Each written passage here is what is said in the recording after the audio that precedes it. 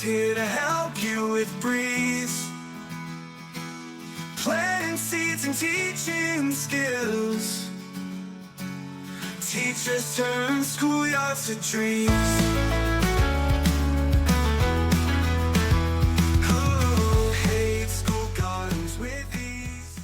Do you need an outdoor garden space to grow food with your class? You're listening to School Gardens with Ease podcast. I'm your host, Leila Mireskandari, and this is episode number 55. It's summer. For those in Canada and northern states, summer just started. Yay! So good. Hopefully you followed my advice and your outdoor school gardens are set up right and need you not at all during summer. It's time to rest, refresh, travel, or do whatever it is that you do during summertime. For those in the southern states, you did all that and now you're geared back and starting to think school again. How do you feel about that? Excited or blah? Or somewhere in between? How do we change that feeling? How do we feel better? At least a little bit. Even if you feel excited already, how do you keep that feeling up and not let it all fade away in the first week of school? Well, if I were you, I would think about gardening and about incorporating a lot of that into my teachings next year. That would have gotten me so excited. And since you are a listener of this podcast, I think you have the potential to get excited about that too, right? But maybe, just maybe, you're not exactly excited. Maybe you get even more nervous when you think about gardening with your students. Let's fix that because you deserve the excitement and you deserve it to last the whole school year. That's totally possible, and I'm here to help you with that by making school gardening easier than you think it is and you're making it to be. Because just like everything else in life, this will be hard if you make it hard. And it will be easy if you make it easy. What do I mean by that? For example, if you start your indoor seedlings in paper cups, the brown egg carton type material, you'll need to water them 3 times one dry day, once another moist day. It's a lot of work, a lot of thinking, a lot of organizing, and a lot of guesswork too. That's making it hard. And not only it will be hard, but it might fail easily despite all the hard work. You could overwater and underwater. It's just a difficult mess. Now, for any non-teachers out there, because sometimes parents or community organizers listen to this podcast too, and we love you for it.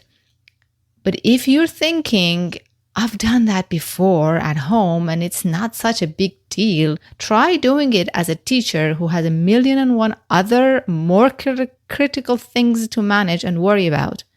Then you'll know what a big deal and what a huge add to their plate that will be.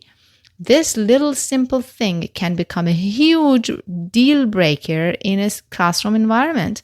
And if you are a teacher listening to this who tried growing seedlings in your classroom and failed and that made you feel stupid or inadequate, first of all, you're not alone and you are not stupid.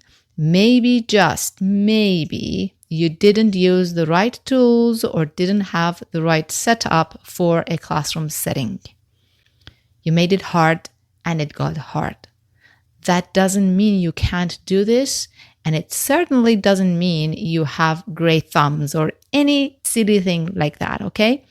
If you grow your seedlings with the right tools and set up a sub-irrigated seedling starter like I have in my guides on my website, you would be easily doing this with 100% success guaranteed because you keep it easy and it will be easy.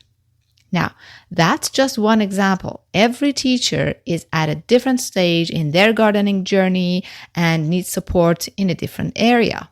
That's why I have the quiz on my website. So you can find out, what type of gardening teacher you are and what you need to make things easy for you right now.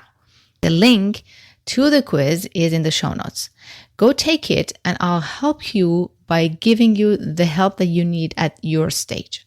But one of the things that make teachers nervous about bringing gardening education to their classrooms, and one of the ways teachers make gardening hard for themselves and for those who haven't even started yet, one of the things that holds them back to even get started is this wrong notion that to teach kids how to grow food hands-on, they need an outdoor garden space.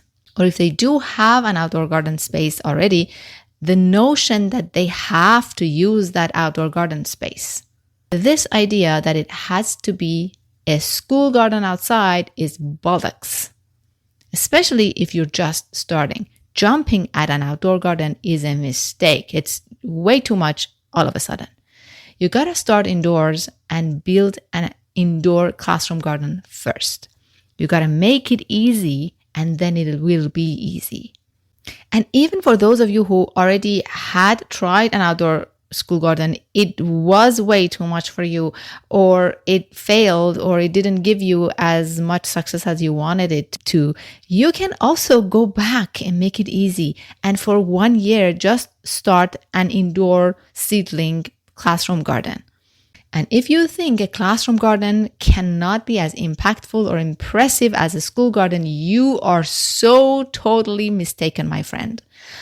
I invite you to go look at the success stories of my Oasis Classroom program on my website, and you know what a huge success a simple classroom garden could be.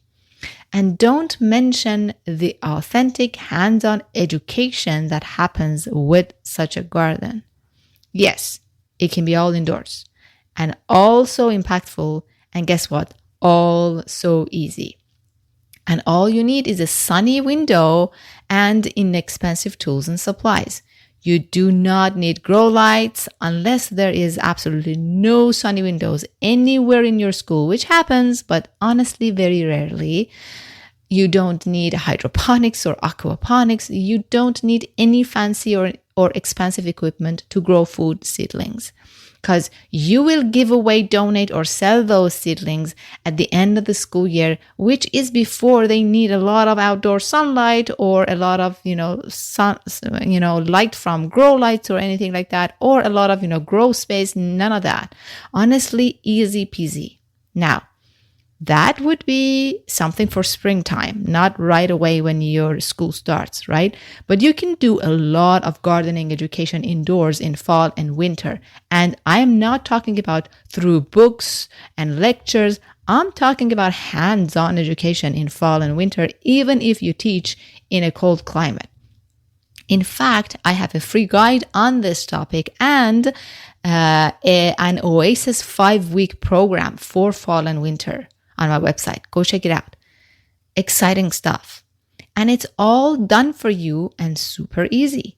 So gardening can be exciting and easy, and it doesn't need anything fancy or expensive, and it can happen all throughout the school year with a diverse series of activities and be part of your classroom, and teachings all year round. You just need to follow the right advice and keep things easy and never ever fall into the trap of making it hard. I'm here for you. I'll talk to you next week in another episode.